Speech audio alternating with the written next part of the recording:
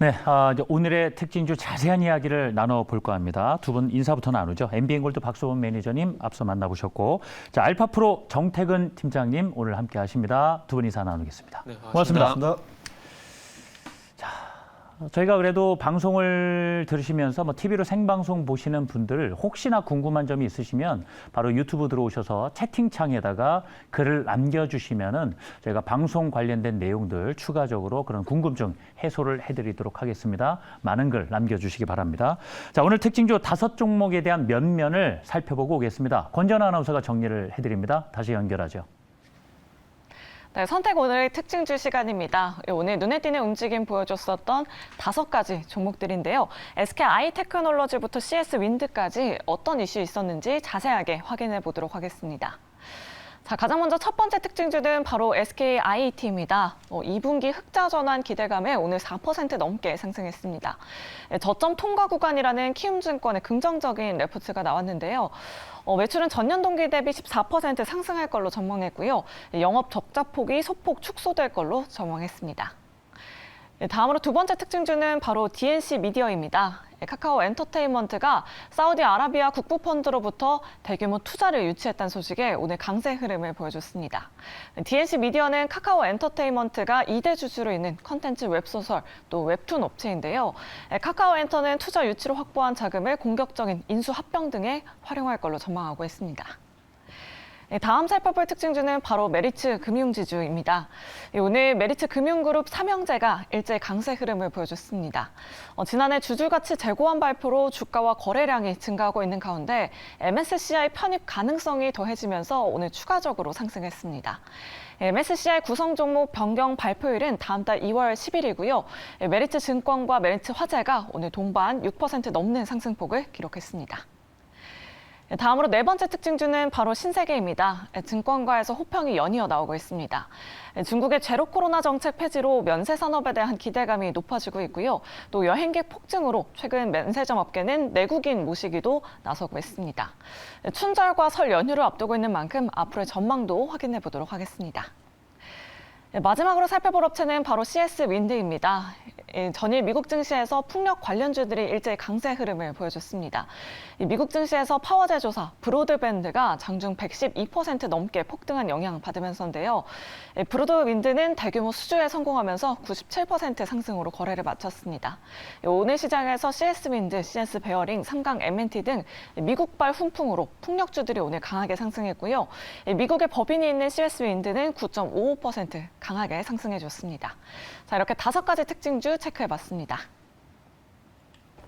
자, 이제 그 탑픽 종목을 공개를 해봐야 되겠습니다.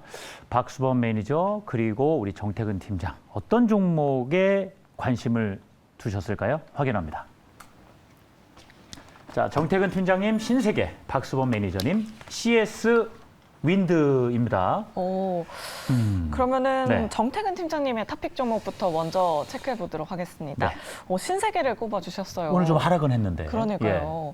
유통주들 전반적으로 좋게 보고 계신 건지 또 이제 춘절, 네. 설 연휴를 앞두고 있잖아요. 면세점 업황을 조금 더 자세하게 짚어봐도 괜찮을까요? 그렇죠. 신세계 하면은 국내 유통도 있고 면세점 쪽도 있고 해외 네. 시장 쪽 있잖아요. 네. 자, 어떤 시각에서 지금 탑픽으로 꼽아주셨을까요? 일단은 면세점하고 백화점 두 부분이 괜찮다라고 좀 봐지는데 일단은 호텔신라라든지 롯데쇼핑 대비해서는 조금 발동이 좀 늦게 걸리고 있지 않습니까? 예. 근데 이게 아무래도 면세점 부분에 삼각 비용이 있어요. 그러니까 공항 면세점 같은 경우에 임대료 감면이 올해 12월 달까지 되거든요. 근데 그게 끝나고 네. 이제 8월 달까지 계약이 있는데 12월 달이 끝나다 보니까 감면된 부분에서 미리 이 비용을 적립을 시키는 삼각 비용을 처리하다 보니까 네. 3분기, 4분기 조금 실적 가이던스가 조금 하향 조정된 부분들이 있어요. 그래서 그런 부분들을 좀 선반영시키지 않을까라는 그런 생각도 좀 있고요. 그리고 아시겠지만 4분기 실적 예상된 기업들이 전반적으로 좋지 않습니다. 그런데 중요한 것은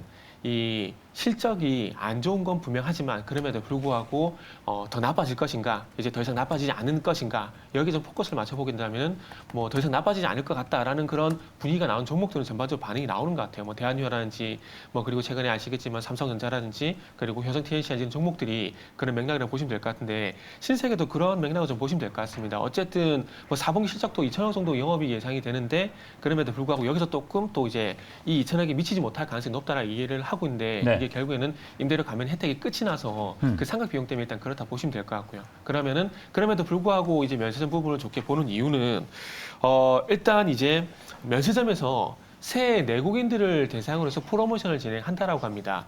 이 프로모션을 진행하는 이유는 아시겠지만은 올해 해외 여행객들이 상당히 많다라고 합니다.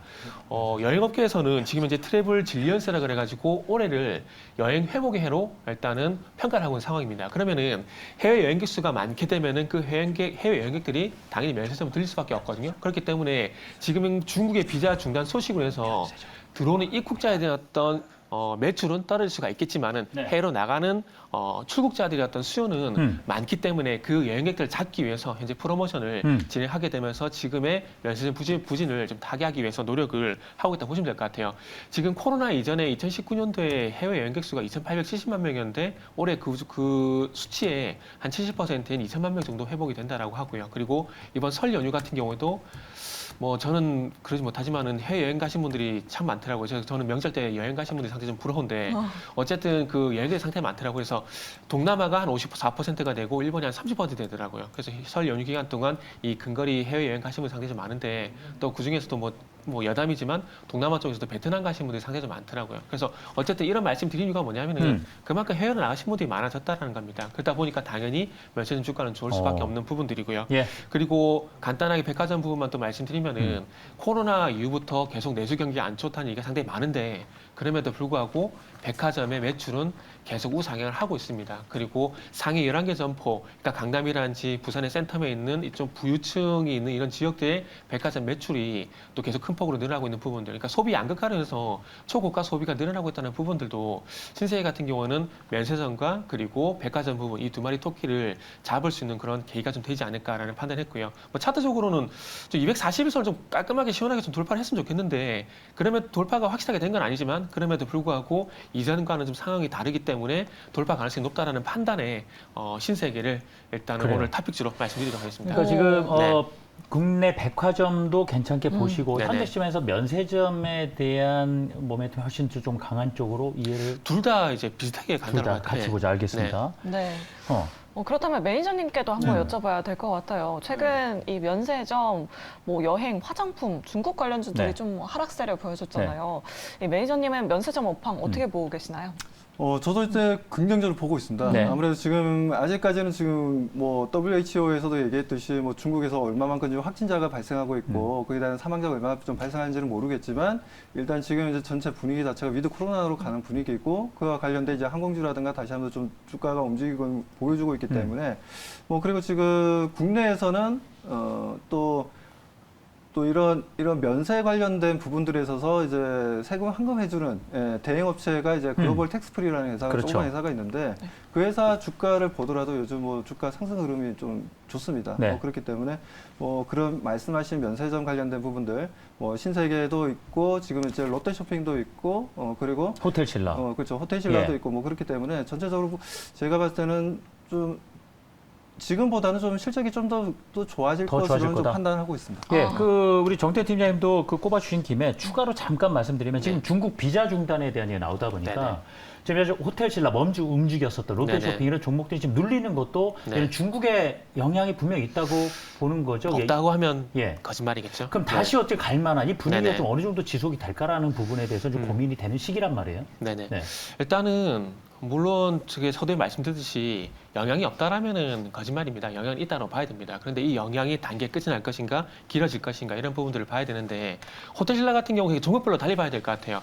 호텔신라 같은 경우는 좀 길어졌다고 좀 보는 게 맞습니다. 왜냐하면은 아무래도 출국자보다는 입국자, 그러니까 중국 딸공 영향을 많이 받기 때문에 영향이 있다라 봐야 되는 부분들이 있고요. 하지만 롯데쇼핑과 방금 말씀 신세계 같은 경우 좀 별개로 봐야 될 것 같아요. 그래서 롯데쇼핑 같은 경우도 2주 전에 말씀 좀 드렸었는데 잘 가는 이유가 그런 겁니다. 일단 롯데쇼핑 같은 경우에는 지금 소공동 본점에 그 중국인을 포함하지 않고서도 외국인 매출이 지금 10월달, 11월달, 12월달 같은 경우에 10월달은 현재 900% 성장을 했다는 얘기가 있고요. 그리고 12월달 같은 경우는 650% 이것도 롯데쇼핑 말씀드릴 때 언급을 드렸던 내용들인데 그래서 외국인 매출이 큰 폭으로 현재 증가를 하고 있는 부분들이 있습니다. 그래서 이런 백화점 매출이라든지 그리고 면세점 매출이 동시에 늘어나고 있는 부분들이 있고요. 그리고 신세 같은 경우에도 좀 전에 말씀드렸지만은 면세점 업계에서 지금 지속적으로 연초에 어쨌든 1월 31일까지 또 프로모션을 진행하게 되면서 그 프로모션을 통해서 그 입국자가 아닌 그 국내 출국자를 대상해서 프로모션을 진행하고 있기 때문에 면세점 업계도 지금 중국을 좀 신경 쓰기보다는 뭐 동남아라든지 일본 쪽의 어떤 입국자라든지 아니면은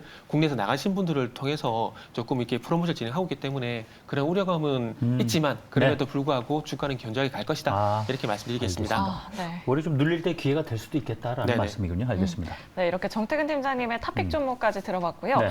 박수범 매니저님은 오늘 CS 윈드를 탑픽으로 꼽아주셨습니다. 오랜만에 올라왔습니다. 그러니까요. 예. 미국 시장에서 브로드윈드라는 종목이 112%나 어우. 상승을 했다고 합니다. 예. 참 가격 제한선이 없는 게 조금 부럽긴 한데 관련해서 CS 윈드도 좀 계속해서 수혜를 받을 수 있을까요, 매니저님? 네, 저는 뭐 수혜를 계속 좀 받을 수 있다라고 좀 보고 있고요. 아무래도 이제 이번 연도 1월 1일부터 미국의 그 IRA법이 좀 시행이 되었기 때문에 지금 지속적으로 뭐 시장에서는 2차 전지 관련된 부분들, 전기차 관련된 부분들에 대해서만 뭐 이슈화되었던 부분이었습니다. 하지만 뭐 이런 지금 풍력을 비롯해서 태양광을 비롯한 관련 종목들의 움직임들이 다시 한번 좀 좋게 나와주고 있다라는 부분들이고 그에 대한 실적에 대한 기대감도 좀 높아지고 있다라는 거죠.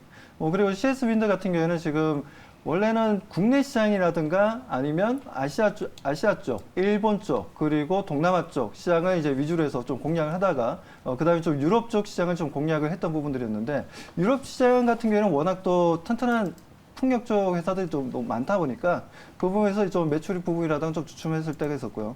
최근에는 다시 미국 쪽으로 좀 바라보고 있고 미국에 대한 매출을 좀 확대할 수 있는 투자가 지금 현재 확대되고 있습니다. 그리고 실제 뭐 작년, 재작년 정도에 한번 또 CS 윈드가 캐나다 쪽에도 이제 법인 회사를 좀 가지고 있었는데 그 법인 회사도 좀 철수를 했던 부분이었어. 캐나다에서 생각보다는 이제 매출이 좀 안 나오다 보니까 좀 철수를 하고 오히려 미국 시장에 좀 집중하는 분위기가 만들어졌다는 거죠. 그런 부분에 있어서 이번에 지금 미국 시장에 좀 더 집중해서 좀 설비 투자라든가 여러 가지 지금 미국 시장에 진출한 부분들에 있어서 긍정적인 이슈가 좀 나와주고 있고 뭐 보니까 지금 현재 뭐 베리스타 쪽에도 지금 풍력자원 공급 계약이 되었다라면서 뭐 약 500억 정도 얘기가 좀 나와주고 있는데 이 부분 또한 우리가 또 긍정적으로 볼 필요가 있지 않나라고 좀 판단하고 있습니다. 뭐 그렇기 때문에 뭐 CS 윈드 IRA법의 진정한 또 수혜주이고 또 이게 뭐 풍력뿐만이 아니라 태양광도 마찬가지입니다. 오늘 최근에 보면 이제 하나솔루션이라든가 그리고 뭐 현대 에너지 솔루션이라든가 여러 회사들 이제 태양광 관련 종목들도 움직이고 있고 그리고 CS 윈드, 뭐 CS 베어링 그리고 뭐 상강 MNT와 같은 종목들이 같이 함께 움직임을 보여주고 있는데 뭐 그 중에서 CS 윈드가 풍력 쪽에서 가장 오늘 좀 강하게 올라와줬기 때문에 하나의 또 뭐라 해야 되나요? 같은 섹터 안에 있는 종목 중에 대장주라 해야 되나요? 그런 거래량과 움직임을 보여줘서 뭐 단기 급등 흐름들 한번 좀 기대해봐도 좋다라고 판단하고 있습니다. 네, 예. 알겠습니다. 단기적으로는 좀 추세적으로 상승할 것 같다라고 네. 이렇게 말씀해 주셨고요. 지금 하면 된다님께서 이제 신재생이 가나 보네요라고 이렇게 어허. 댓글을 남겨주셨습니다. 그래요. 어제 뭐 태양광도 좀 언급이 되긴 그러니까요. 했었는데 네. 우리 CS 윈드 한다 그러니까 정태근 팀장님이 조금 한 말씀만 좀 더 드리고 싶다라는 부분이 있었어요. 어떤 이야기일까요? 네, 일단 예. 살짝 숙각 좀 얹을게요. 예, 예. 숙각 좀 얹고요. 네. 일단은 미국 쪽 같은 경우는 이제 그 태양광은 이제 하나솔루션이 뭐 대장이라 봐야 될 것 같고요. 그리고 풍력은 CS 윈드가 대장이라 좀 봐야 되지 않을까 생각이 드는데 그 2021년도부터 지금 미국 해상 풍력 프로젝트가 이제 진행이 되고 있습니다. 그래서 그 두 가지가 일단 매사추세츠 주 같은 경우 오션 윈드 프로젝트가 진행이 되고 있고요. 그리고 죄송합니다. 뉴저지 해안에 오션 윈드 프로젝트가 진행이 되고 있고 매사추세츠 같은 경우는 빈야드 윈드 프로젝트 진행이 되고 있는데 이게 지금 미국 해상 프로젝트 1호 2호라고 보시면 될 것 같아요. 근데 1호 2호 프로젝트에 현재 그 풍력 타워를 이제 CS 윈드가 이제 공급을 합니다. 근데 이게 정말 고무적이라 할 수 있는 부분들이 그러니까 그동안 이 사업이 전개가 되게 되면서 새롭게 참여가 된 것이 아니라 진짜 말 그대로 이 미국의 해상풍 초기 시장을 잡았다라는 거죠. 잡아서 우리나라 기업이 현재 공급을 하고 있다라는 것을 상당히 긍정적으로 봐야 될 것 같습니다. 그래서 앞으로 이 CS 윈드가 그 미국 쪽에 어쨌든 해상 프로젝트 이런 수주를 많이 받게 되면서 조금 입지를 넓혀서 다른 우리나라 우리나라 기업들까지 같이 동참시켜주는 그런 역할도 개인적으로 했으면 좋겠습니다. 그래서 지금 진행하고 있는 부분들은 방금 말씀드렸듯이 빈야드 윈드 프로젝트하고 오션 윈드 프로젝트가 있는데 또 앞으로 좀 기대가 될 만한 부분은 2025년도에 뉴욕에서 이제 엠파이어 프로젝트가 진행이 됩니다. 네. 그래서 이게 2.1기가 정도 되는데 요거까지도 현재 유력 후보로 진행 얘기가 나온 상황이기 때문에 그래서 CS 윈드 좋게 보고 있습니다. 같이 저도. 보시는군요. 좋게. 네. 알겠습니다. 네, 이렇게 풍력 관련주에서는 CS 예. 윈드 탑픽 종목으로 꼽아주셨고요. 또 태양광 관련해서는 네. 하나솔루션 탑픽으로 꼽아주셨습니다. 감사합니다. 자, 이제 다른 세 종목에 대한 두 분의 의견을 이제 확인을 해봐야 됩니다. 먼저 SKIE 테크놀로지가 되겠습니다. 그래서 계속 이 적자를 좀 이어가다가 흑자 전환이 언제 될까? 지금 1분기 가능성이 있다는 얘기도 하는데 지금 2분기 이야기가 좀 네. 주로 나오고 있거든요. 자, 일단 두 분 의견부터 확인을 해보겠습니다.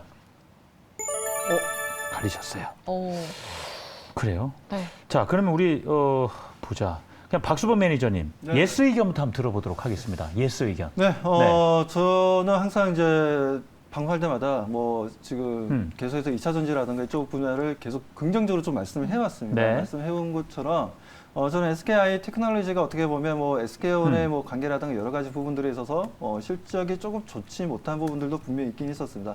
그만큼 SK온이 지금 수율이 좀 잘 안 나오는 부분들이 좀 영향을 좀 주었다라고 좀 보여지는데 그리고 어떻게 보면 이제 분리막 같은 경우에는 SKI 테크놀로지가 상장할 때만 하더라도 전 세계에서 가장 분리막 기술이 가장 뛰어나다 하면서 진입 장벽이 상당히 높다라는 얘기가 좀 많이 나왔습니다. 하지만 지금 현재는 뭐 중국 기업들도 마찬가지고 분리막이 과거처럼 그렇게 진입 장벽이 높은 상황이 안 되고 있습니다. 그러다 보니까 뭐 작년에도 마찬가지고 계속해서 뭐 실적도 좀 다운되었지만 실질적인 주가 흐름들조차도 좋지 못했던 흐름들이었습니다. 뭐 그 흐름들이었지만 이제부터는 그래도 좀 긍정적으로 바라봐야 되지 않냐. 아무래도 뭐 SK온 같은 경우에도 지금 포드랑 지금 이제 조지아주에 있는 이제 합작사 같은 경우에도 지금 수율을 좀 높이기 위해서 좀 더 집중하겠다는 얘기가 좀 나왔고 그리고 SK 이노베이션 쪽에서도 어느 정도 좀 SK온의 그 자금이 부족한 부분들을 좀 메꿔주는 내용들도 최근에 좀 나왔고 그렇기 때문에 지금 헝가리에 있는 이반차를 비롯해서 2024년도에 또 시작될 뭐 중국의 뭐 옌첸이라든가 그 공장 쪽에서도 앞으로 또 여러 공장들이 지금 현재 또 2차 전지를 좀 만들어낼 거기 때문에 SK온 쪽에서 뭐 그렇게 된다면은 앞으로 SKI 테크놀로지 같은 경우에도 분리막 부분에 있어서 매출 증가를 또 예상해 볼 수 있고 그리고 SK온에만 지금 이제 납품하는 게 아니라 시장에서 보게 되면 이제 LG 엔솔에도 지금 납품을 하고 있습니다. 그렇기 때문에 뭐 LG 엔솔 같은 경우에는 뭐 폴란드에도 좀 공장을 가지고 있고 국내에도 공장을 가지고 있고 뭐 지금 여러 군데 지금 조지아를 비롯해 여러 군데 지금 공장 합작사들도 가지고 있기 때문에 그리고 앞으로 또 도요타 얘기도 좀 합작사 얘기도 좀 나올 거고 뭐 그렇다면 SKI 테크놀로지가 네. 올해는 그래도 실적이 전체적으로 매출이라든가 영업 마진율에 있어서 좀 더 흑자 전환하면서 좋은 흐름들을 가져갈 것으로 좀 판단하고 있습니다. 네, 알겠습니다. 반면에 정태근 팀장님은 노의견을 주셨어요. 뭐 2분기에 흑자 전환을 한다면 그 전에 미리 좀 매수를 해야 하지 않을까 하시는 분들도 많으실 것 같은데 네. 왜 노를 주신 거죠? 아직은? 네. 같은 업종은 아니지만 비교를 해보자면 예를 들자면은 우리가 작년에 조선주 흑자 전환다 이 기대를 되게 많이 했었잖아요. 네. 근데 실제로 흑자 전환됐는데 주가가 되게 밋밋했지 않습니까?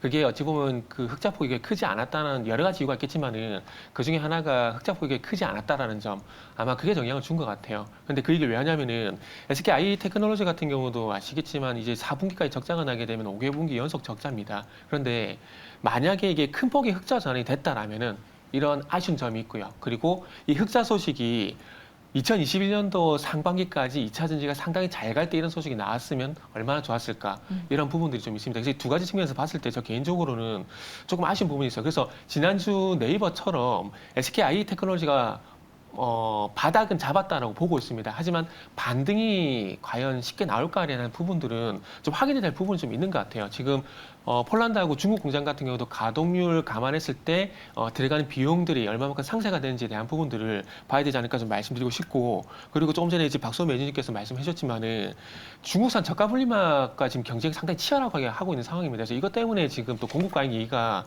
나오고 있는 상황들이기 때문에 흑자가 확인되고 난 이후에 접근을 한다고 하더라도 하더라도 저는 늦지 않다라고 봅니다. 그리고 좀 부정적인 얘기만 좀 드리고 있는데 그래서 어쨌든 결론은 SK 테크놀로지 같은 경우는 바닥은 잡았다에 동의를 하고 있지만은 이게 추세적 상승으로 간다에는 조금 부정적으로 보고 있다는 말씀드리고 싶고 네네. 그리고 미국 쪽 얘기 같은 경우에 지금 아시겠지만 2024년도부터 중국산 분리막 사용 시 세액 공제에서 제외가 됩니다. 그런데 이 얘기를 왜 하냐면은 미국의 LTM 셀즈라고 잘 아실 겁니다. GM과 우리나라 LG 엔솔이 합작사인데 여기가 내년까지 중국의 창신 신소재와 분리막 공급 계약이 진행되고 있는 상황입니다. 공급 계약을 맺었거든요. 그런데 과연 2024년도 가서는 세액 공제를 못 받는데 과연 중국과 계약을 지속할 것인가? 안 하게 된다면 아마 이게 우리나라 기업으로 올 것 같은데 그렇게 된다라면은 좀 전에 말씀드렸던 SK 테크놀로지가 될 가능성이 있기 때문에 이런 부분들도 조금은 계속해서 확인이 좀 필요하지 않을까라는 말씀 드려야 될 것 같네요. 그 흑자 전환이 뭐 된다 하더라도 네네. 그런 부분이 좀 긍정 작용할 가능성이 좀 낮게 네. 보시는 거예요.